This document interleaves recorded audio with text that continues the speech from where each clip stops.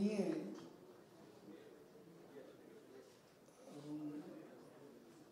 দায়িত্ববোধের পরিচয় দিয়ে এখানে আজকে যথাসময়ে উপস্থিত হয়েছেন, সেজন্য আমি সবাইকে আন্তরিকভাবে ধন্যবাদ জানাই।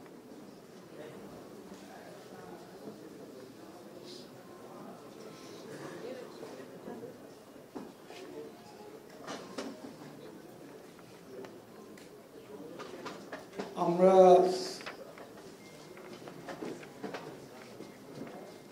আমাদের পার্টি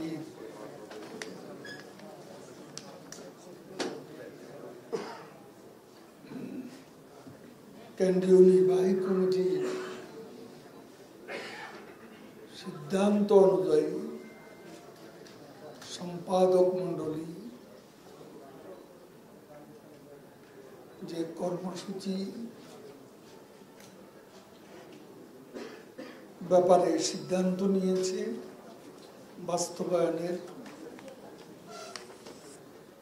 সেটা হচ্ছে আগস্ট মাস, শোকের মাস আগস্ট আবারও ফিরে এসেছে। 1 আগস্ট থেকেই আমাদের মাসব্যাপী কর্মসূচি রয়েছে।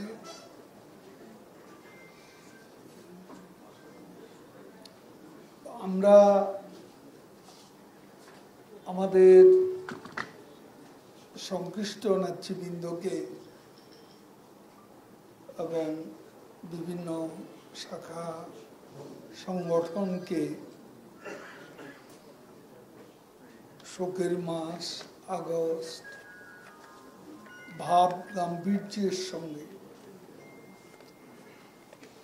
এই মাসের কর্মসূচি পালনের জন্য আহ্বান জানাচ্ছি।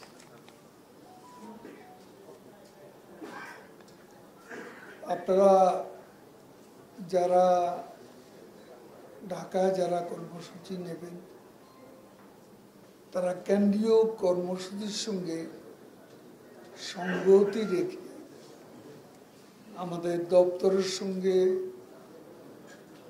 আলোচনা করে নিজস্ব কর্মসূচি গ্রহণ করতে পারে। পার্টির কর্মসূচি আমরা আগেই জানিয়ে দিয়েছি। আমাদের সহযোগী মহানগর এবং বিভিন্ন শাখা সংগঠন তারা কিন্তু 1 আগস্ট থেকেই এই শোকের মাসের কর্মসূচি পালন করে এবং প্রতিদিনই কারো না কারো কোনো প্রোগ্রাম থাকে। এর মধ্যে একটা সমন্বয়ের দরকার।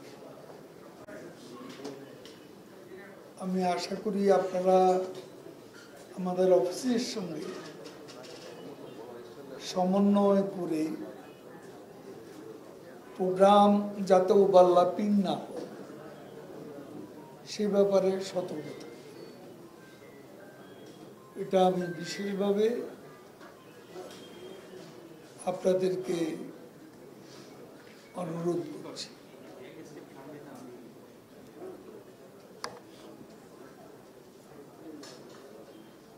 আপনারা জানেন, আমরা সবাই জানি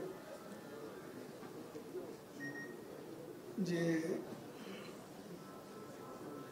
কোটা সংস্কারের দাবিতে শিক্ষার্থীদের একটা আন্দোলন চলছে। পাশাপাশি পেনশনের বিষয়ে শিক্ষক সমাজেরও একটা আন্দোলন, কর্মবিরতি চলছে।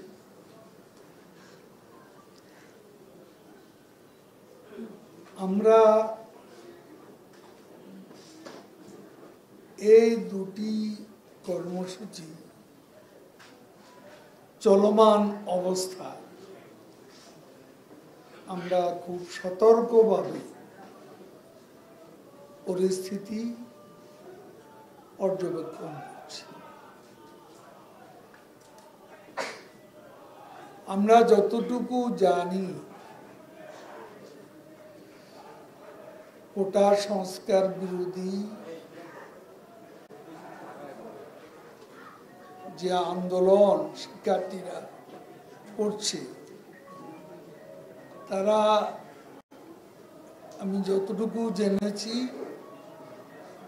আজকে তাদের নির্ধারিত কোনো কর্মসূচি নেই। সেজন্য আমি তাদের ধন্যবাদ দিই। এবং তারা, এমনও আমরা শুনেছি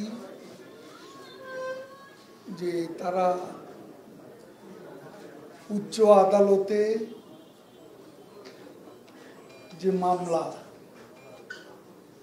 তাদের পক্ষ থেকে প্রতিনিধিত্ব করার জন্য লয়ার অ্যাডেড পার্টি তারা নিয়োগ করেছেন এবং তারা আদালতে যথাসময়ে হাজির হবে।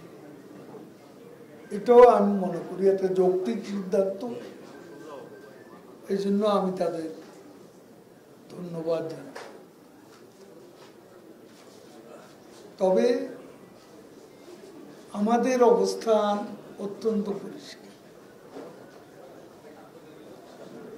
আমাদের প্রধানমন্ত্রী 2018 সালে একটা পরিপত্র জারি করে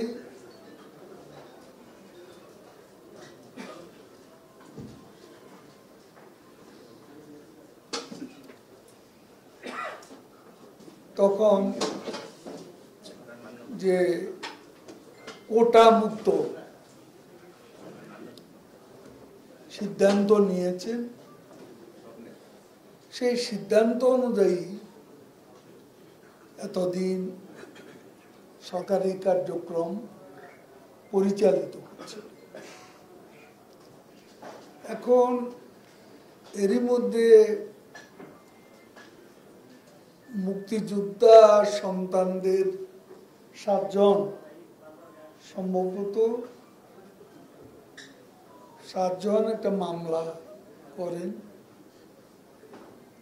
মুক্তিযোদ্ধা কোর্টের বিষয়ে, এবং কোর্ট, হাইকোর্ট একটা রায় দেন।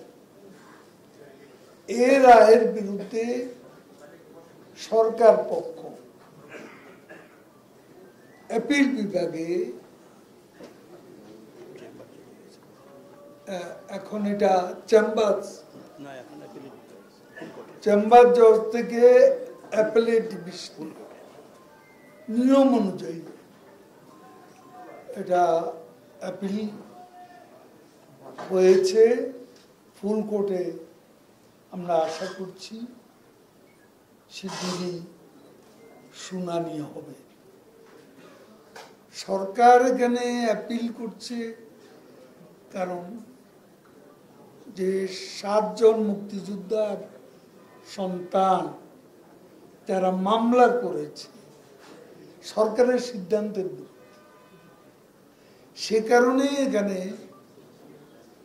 সরকার এখানে অবশ্যই একটা পক্ষ, এবং সে কারণে অ্যাপিল বিভাগে সরকারকে যেতে হয়েছে। আমাদের অবস্থান এখানে, সরকারের অবস্থান একেবারেই পরিষ্কার, স্ফটিকের মতো পরিষ্কার। আমরা যারা আজকে আন্দোলন করছেন, আমি একটা বিষয় যে আমাদের বিভিন্ন মিডিয়া কোটা বিরোধী আন্দোলন, আমার তো মনে হয় তাদের সঙ্গে যোগাযোগ করে যেটা জানা গেছে সেটা হলো কোটা সংস্কার বিরোধী আন্দোলন। আসলে তারা সম্ভবত কোটার সংস্কার চায়। এখন যখন তারা নিজেরাই তাদের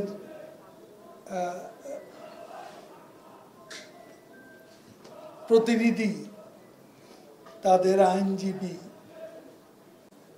কোর্টে প্রতিনিধিত্ব করবে, তাদের কথা নিশ্চয় কোর্ট শুনবে, সরকার পক্ষের কথা শুনবে, সব পক্ষের সাথে আলাপ আলোচনা করে সব পক্ষের কথা শুনে আমি মনে করি দেশের সর্বোচ্চ আদালত অ্যাপিল বিভাগ বাস্তবসম্মত একটা সিদ্ধান্ত নেবে, এটাই আমরা আশা। এবং ওই পর্যন্ত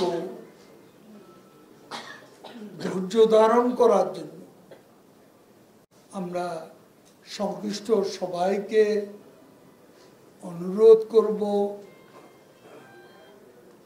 আজকে আমরা যে যাই করি এটা জনদুর্ভোগের কারণ যাতে সৃষ্টি না হয় সেভাবে আন্দোলনকারীদের অবশ্যই তাদের সতর্ক মনোযোগ আমরা আশা করছি। আর এ নিয়ে আমাদের কারো কোনো প্রকার উস্কানিতে আমরা যাব না। আমাদের কেউই যেন কোনো প্রকার প্রভোকেশনে না যান সে ব্যাপারে আমরা সবাইকে সতর্ক করে দিচ্ছি, স্মরণ করিয়ে দিচ্ছি। আপনারা জানেন প্রধানমন্ত্রী দেশরত্ন শেখ হাসিনা আমাদের নেত্রী, তিনি এখন চীন সফরে আছেন। তিনি যেভাবে ইনস্ট্রাকশন দিয়েছেন সেভাবেই আমরা চলছি এবং তিনি বহু আন্দোলন করেছেন, আবার অনেক আন্দোলন মোকাবিলাও করেছেন। কাজে এখানে তার অভিজ্ঞতা সমৃদ্ধ নেতৃত্বে আমরা আমাদের কাজ চালিয়ে যাব, এটাই হচ্ছে আমাদের সিদ্ধান্ত।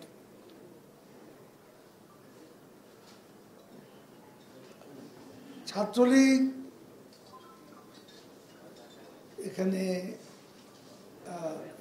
যেহেতু শিক্ষা প্রতিষ্ঠান, ছাত্রলীগকে খুব সতর্কভাবে এ পরিস্থিতি মোকাবিলা করতে হবে। কোনো অবস্থায় প্রভোকেশন দেওয়া যাবে না এবং আইন প্রয়োগকারী সংস্থাকেও নেত্রী নির্দেশ দিয়ে গেছেন তাদের পক্ষ থেকেও কোনো প্রভোকেশন যাতে না দেয়া।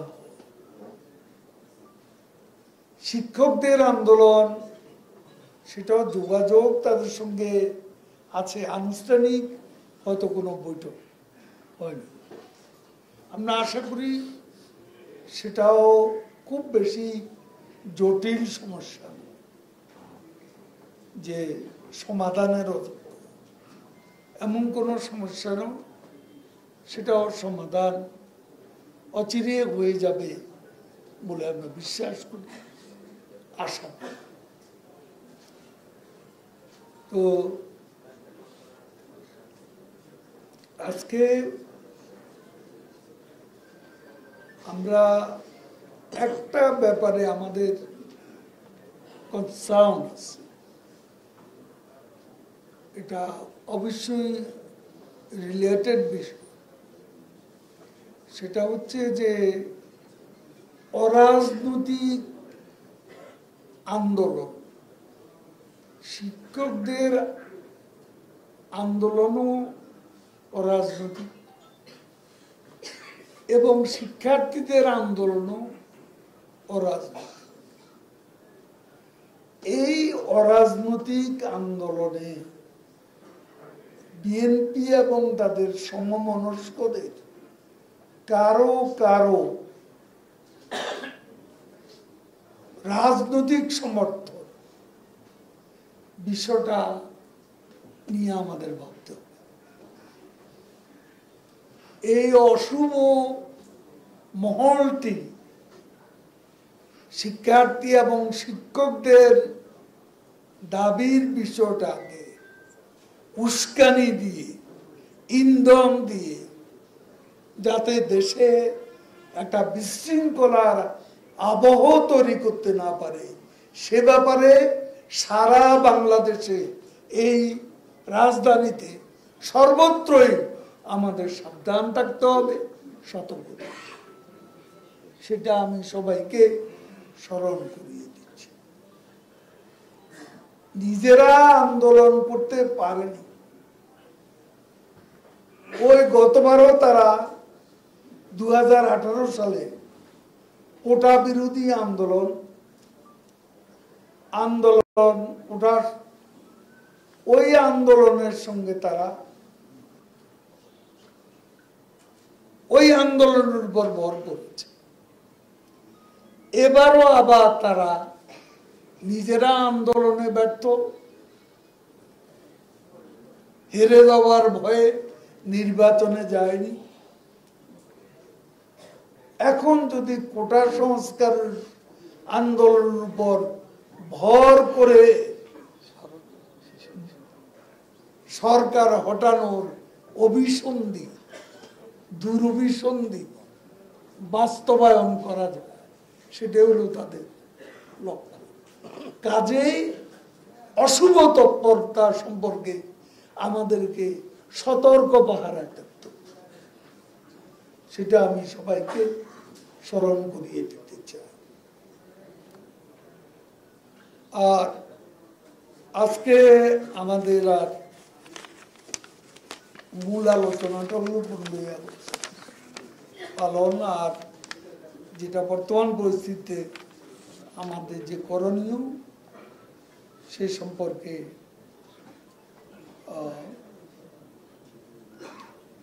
আমাদের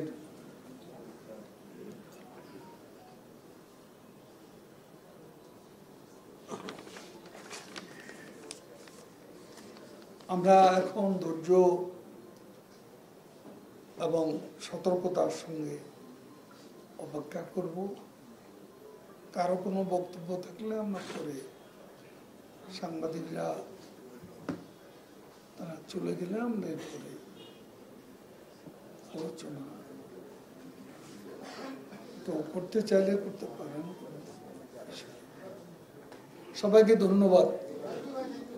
জয় বাংলা, জয় বাংলা।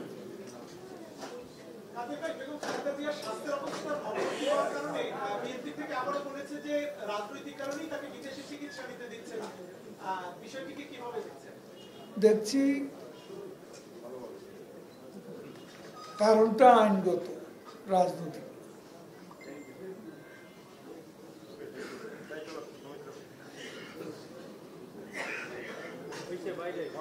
এখন বিএনপি সবকিছুতে রাজনীতির গন্ধ খুঁজে পায়। লিগ্যাল ব্যাটেলটা করেনি তারা। বেগম জিয়ার জন্য যে লিগ্যাল ব্যাটেল, কদিন পরপরই, মাসের পর মাস, এমনকি বছরও কেটে গেছে, তারা আদালতে উপস্থিত থেকে খালেদা জিয়াকে বিরত করেছে। তাকে উপস্থিত হতে দেননি, মামলাটাকে প্রলম্বিত করা হচ্ছে, জামিনও চায় না। তারা লিগ্যাল ব্যাটেলও ব্যর্থ। আর এই শহরে দৃশ্যমান একটা বিক্ষোভ মিছিল খালেদা জিয়ার জন্য বিএনপি করেছে এমন প্রমাণ আমাদের কাছে।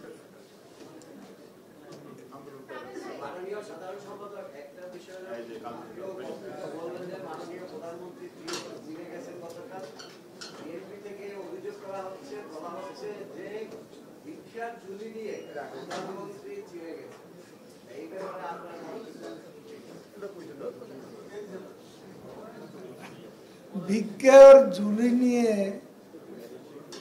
প্যারিস কনসোর্টিয়াম বৈঠকে তাদের অর্থমন্ত্রী সাইফুর রহমানই বারে বারে ছুটে গেছে। আমাদের কোনো অর্থমন্ত্রী প্যারিস কনসোর্টিয়াম বৈঠকে যান, বাজেটের আগেও যান।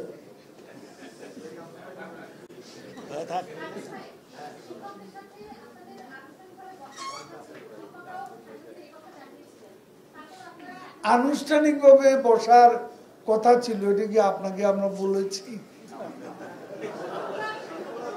এখন তারা কি বললো সেটা তো ব্যাপার না।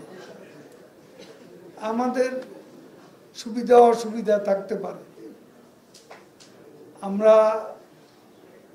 তাদেরকে তাদের প্রতি কোনো প্রকার অসম্মান তো আমরা করছি না। আমরা বলছি আমরা তাদের আন্দোলনটা পর্যবেক্ষণ করছি, সময় মতো এটা সমাধান হয়ে যাবে, এটাই আমরা আশা করি। বাংলাদেশ আওয়ামী লীগ কি সরকারের পক্ষে নাকি আদালতের পক্ষে?